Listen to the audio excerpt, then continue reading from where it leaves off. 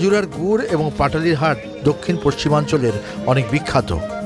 অনেকেই বলে থাকেন খাজুরা নামটি এসছে খেজুরের রস, গুড় আর পাটালির ঐতিহ্যকে কেন্দ্র করে। স্থানীয় হিসেবে খাজুরা বাজারে এখনও এক মরশুমে 1.5 কোটি টাকার গুড় বেচাকেনা হয়। এই বাজারে কথা হলো ক্ষুদ্র ব্যবসায়ী থেকে শুরু করে বড় ব্যবসায়ী পর্যন্ত সবার সঙ্গে। আজকে নিয়ে আসি ধরেন 16 কেজি হবে। কিছু দেন নাকি সাথে? ওই সামান্য একটু চিনি দিয়ে শক্ত করার জন্য। আপনি নিজেও দিচ্ছেন? কিন্তু